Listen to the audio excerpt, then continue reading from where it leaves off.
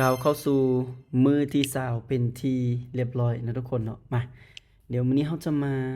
สร้างกำไรในมื้อที่20เนาะซึ่งเมื่อวานนี้เราก็ถือว่ามีกำไรอยู่แล้วเนาะมื้อนี้เราจะเทรดทุกๆคู่เงินที่มีเทคนิคตรงกับเทคนิคของเราเนาะ มาเดี๋ยวเรามาติดตามเบิ่งนำกันนะทุกคนเนาะนี่จะหาคู่เงินไปเรื่อยๆเนาะจนกลัวว่าจะไปเจอคู่เงินที่ว่าเฮ้ยมีเทคนิคที่มันตรงกับเทคนิคของเราเนาะแล้วเราจึงจะทำการเข้าออร์เดอร์เนาะซึ่งเทคนิคของเรามันจะกดตามแฮ่งซื้อแฮ่งขายเนาะทั้งที่มันเป็นแฮ่งซื้อเราก็จะตามซื้อเนาะเป็นแฮ่งขายเราก็จะตามขายเนาะทุกคนเนาะมาเดี๋ยวหาไปเรื่อยๆเนาะหาไปจนกว่าเราจะเจอเทคนิคของเราเนาะถ้าบ่เจอแม่นโอเคออร์เดอร์นี้ทุกคนเนาะเดี๋ยวเรามาเกียมเบิ่งนำกันเนาะสำหรับออร์เดอร์นี้เนาะขายเลยเนาะทุกคนเนาะก็ถือว่าเป็นอ่าเทคนิคที่ว่าแฮ่งขายเข้ามาเนาะไผที่ได้ติดตามBlink อยู่จะรู้เนาะว่าเทคนิคที่ Blink ใช้เป็นเทคนิคแบบใดเนาะก็จะได้เข้าใจเนาะซึ่งจะบ่มาอธิบายให้เนาะทุกคนเนาะก็ถือว่าจะใช้ไปเนาะออร์เดอร์แรกนี้ทุกคลิปเนาะจะเป็นออร์เดอร์ที่บ่หมานเลยในการเปิดฉากเนาะมาเบิ่งนำกันออร์เดอร์นี้1วิ1วิ1วิมีจริงบ่1วิบ่วินเนาะ1วิก็บ่วินเนาะจะดีดให้เฮาก็บ่ดีดเนาะมาเราหาคู่เงินใหม่ไปเรื่อยๆเนาะทุกคนเนาะจนกว่าว่าเราจะไปเจอคู่เงินที่ว่า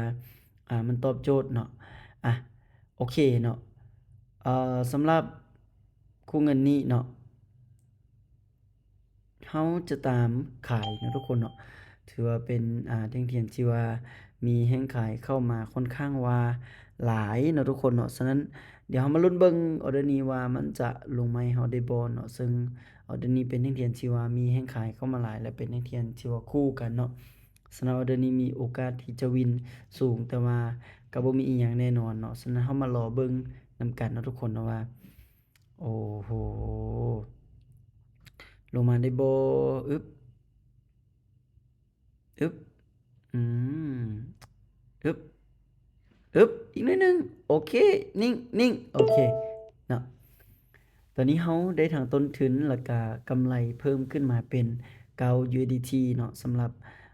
กำไรของเราเนาะทุกคนเนาะเดี๋ยวเรามาเบิ่งออร์เดอร์ถัดไปเนาะทุกคนเนาะอืมออร์เดอร์นี้เนาะทุกคนเนาะถือว่าเป็นออร์เดอร์ที่ว่ามีหนังสือเข้ามางามเนาะทุกคนเนาะ ซื้อเบิดหนึ่งเนาะโอ้เห็นขายดันมาเนาะแต่ว่ามาลุ้นเบิ่งนำกันว่าจะขึ้นให้เราได้บ่เนาะทุกคนเนาะถ้าเอาเดือนนี้ขึ้นไปได้แม่นเราจะวินเนาะถ้าขึ้นบ่ได้แม่นเราก็จะเสียเนาะทุกคนเนาะเรามาลุ้นเบิ่งนำกันเนาะบ่หลายก็เจ็บคอเนาะทุกคนเนาะน่าจะบ่มีปัญหาทุกคนเนาะเดือนนี้น่าจะวินเนาะอุ๊ย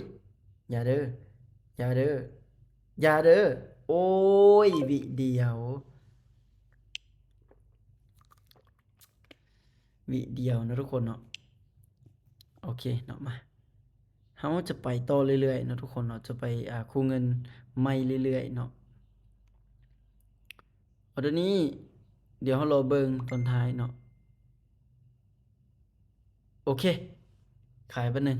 เนาะโอ้เกือบบ่ออกเนาะก็ถือว่าเป็นแท่งเทียนที่มีแฮ่งขายเข้ามาเนาะตอนนี้อยู่ในคู่เงินของทองคำนะทุกคนเนาะเดี๋ยวมาลุ้นเบิ่งนำกันว่าจะลงได้บ่แต่ว่าตอนนี้คือขึ้นแรงเนาะทุกคนเนาะทองคำปัจจุบันเนาะราคาทองคำในบ้านเราก็ถือว่า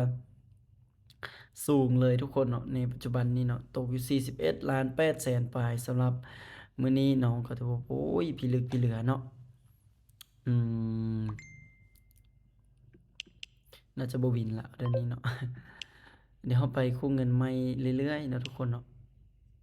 ไปจนกว่าว่าเราจะไปเจอคู่เงินที่ว่ามันตรงเทคนิคของเราเนาะ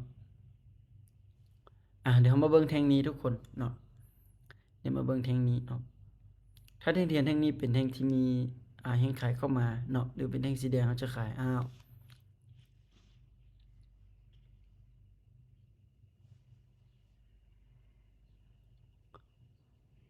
ลงมาได้บ่ถ้าเป็นนักเรียนสีแดงเขาจะขายทุกคนเนาะอ่ะ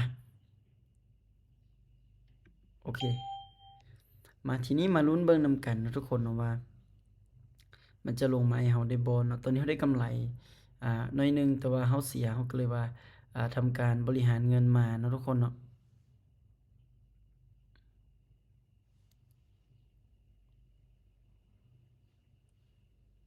ลงมานิ่งๆนิ่งๆนิ่งก่อนอืมโอเคเนาะออเดอร์ที่3เฮาก็ถือว่าเป็นออเดอร์ที่ค่อนข้างว่าเสี่ยงเนาะทุกคนเนาะกั้นใจนำมันอยู่เนาะทุกคนเนาะโอ้โฮเนาะ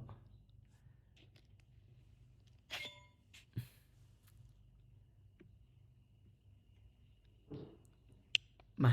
เดี๋ยวเรามาเบิ่งคู่เงินคู่นี้เนาะทุกคนเนาะโอเคซื้อเบอร์1เนาะก็ถือว่าเป็นนักเรียนที่ว่ามีแฮงซื้อเข้ามาน้อยหนึ่งเนาะทุกคนเนาะแต่ว่ามันบังเอิญมีแฮงขายเข้ามาตอนท้ายเนาะออเดอร์นี้ถือว่าเป็นออเดอร์ที่มีความเสี่ยงค่อนข้างว่าสูงเนาะอาจจะเฮ็ดให้เรามีโอกาสที่จะเสียเนาะสำหรับออเดอร์นี้เนาะ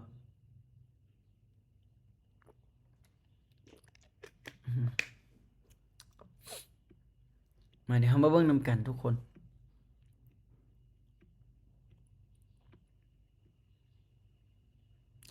โอ้บ่วินเนาะเสียไปเลยเนาะถ้าเสียแม่นเราจะต้องมีการคูณเงินขึ้นไปเนาะทุกคนเนาะเราจะได้คูณเงินขึ้นไปเนาะ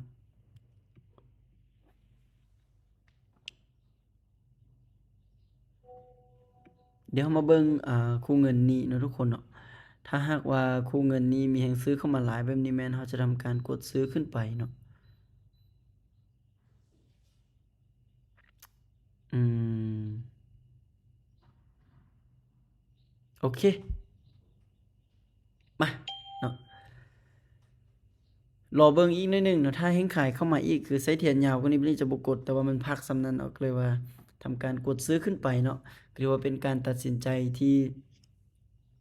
ซักซ้าเนาะทุกคนเนาะเพราะว่าถ้ามันยึกลงมาอีกแม่นบ่จะผ่านเนาะแต่ว่าออร์เดอร์นี้มันก็ถือว่าลงมาในปริมาณที่พอควรเนาะถ้าเราเบิ่งในมุมแฮ่งซื้อแฮ่งขายก็ถือว่ามีแฮ่งซื้อประมาณสัก80เนาะ70-80%เนาะออร์เดอร์นี้โคตรงามเลยเนาะวินงาม เนาะลืมไปสัก100 เหรียญจั่งซั้นเนาะทุกคนเนาะจะได้หยุดเลยเนาะอาแต่ว่าโดยรวมแม่นให้เน้นอยู่ที่คำว่าวินัยเนาะถ้าเราบ่มีวินัยก็ถือว่าเฮ็ดให้เรามีโอกาสที่เราจะสูญเสียเนาะหรือว่าเสียเงินของเราไปเนาะโอเคเดี๋ยวเรามาเบิ่งออร์เดอร์ถัดไปเนาะทุกคนเนาะสำหรับออร์เดอร์นี้เนาะเดี๋ยวเรามาเบิ่งนำกันทุกคนเนาะขายเลยเนาะทุกคนเนาะทีแรกคือแบบลังเลหน่อยหนึ่งเนาะ เดี๋ยวเรามาลุ้นเบิ่งนำกันทุกคนเนาะออเดอร์นี้ว่ามันจะลงมาให้เราได้บ่เนาะตอนนี้อยู่ในคู่เงินของทองคำเนาะอืมตอนนี้โอเคสวย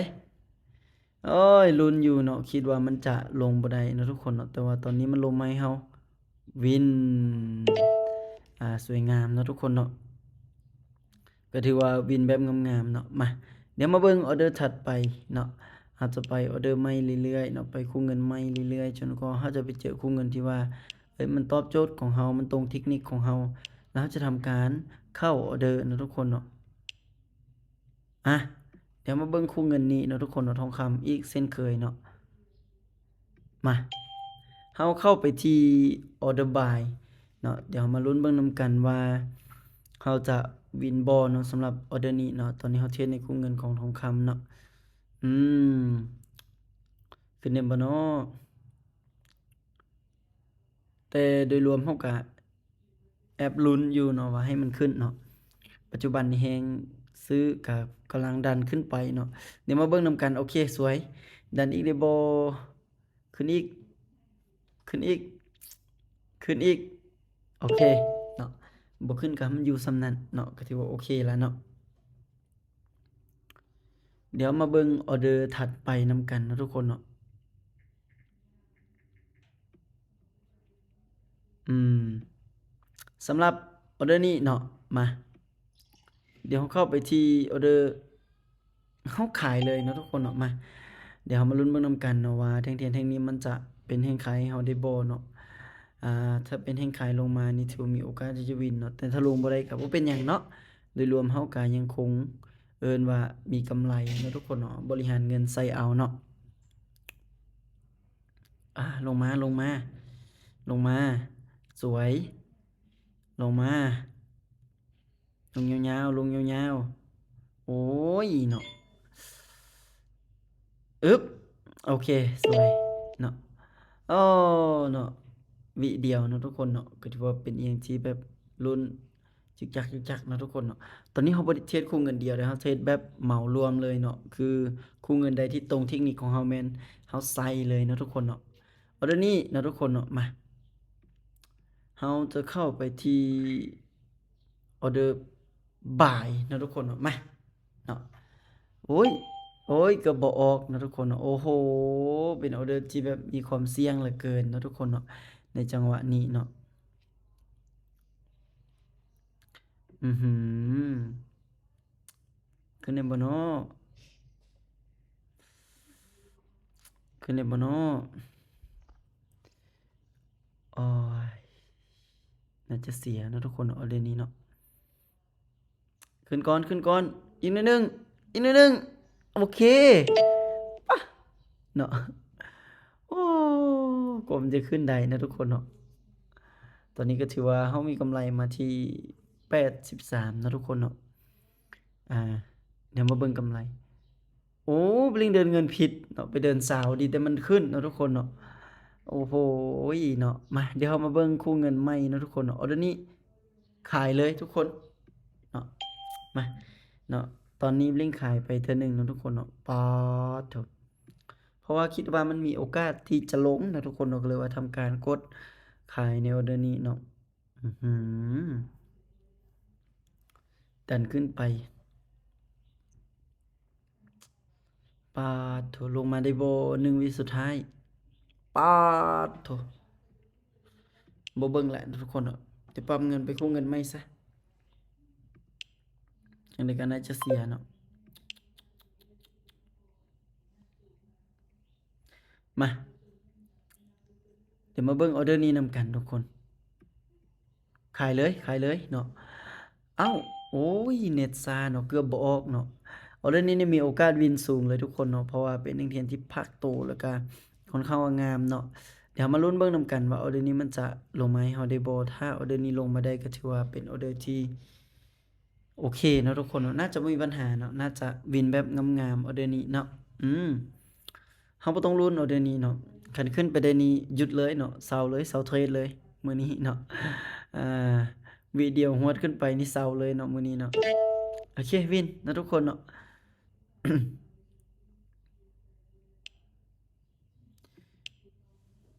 เดี๋ยวเรามาเบิ่งออร์เดอร์นี้นำกันทุกคนเนาะออร์เดอร์นี้ขายเลยทุกคนเนาะสำหรับออร์เดอร์นี้นี่ถือว่ามีโอกาสที่จะวินสูงเนาะเพราะว่าแฮ่งขายพยายามที่จะดันโตลงมาเนาะแต่ว่าก็บ่มีอิหยังแน่นอนเนาะฉะนั้นเรามาลุ้นเบิ่งนำกันในตอนท้ายเนาะทุกคนเนาะว่ามันจะลงมาให้เราได้บ่ถ้าออร์เดอร์นี้ลงบ่ได้แม่นเราจะคูณเงินขึ้นไปเพื่อให้ได้ทั้งต้นทุนและกำไรกลับมาเพื่อให้ฮอดเป้าหมายของเราเนาะแต่ถ้าออร์เดอร์นี้วินก็ถือว่า เราจะได้หยุดเนาะทุกคนเนาะโอเควินเนาะก็ถือว่าได้กำไรตามเป้าเนาะทุกคนเนาะถึงจะบ่ได้หลายแต่ก็ได้ตามเป้าเนาะอ่าก็ถือว่าโอเคเนาะทุกคนเนาะสำหรับมื้อนี้เนาะคือว่าได้กำไรอยู่ที่อัตราส่วนสูงทุกคนเนาะมื้อนี้เนาะอัตราส่วน64%กำไร100สำหรับคลิปนี้ก็ถือว่าประมาณนี้เนาะทุกคนเนาะก็เล็งอยากจะย้ำท้ายคลิปอีกเทื่อหนึ่งว่าการลงทุนมีความเสี่ยงเนาะทุกคนเนาะตอนนี้กำไรของเราอ่ารวมกันก็ถือว่าได้อยู่ที่อ่า787นะทุกคนเนาะในเวลา20มื้อเนาะเดี๋ยวเรามาลุ้นเบิ่งนำกันในท้ายเดือนว่าเราจะมีกำไรเท่าใดทุกคนสำหรับคลิปนี้ประมาณนี้เด้อทุกคนเด้อบ๊ายบายแล้วพบกันในคลิปต่อไปทุกคน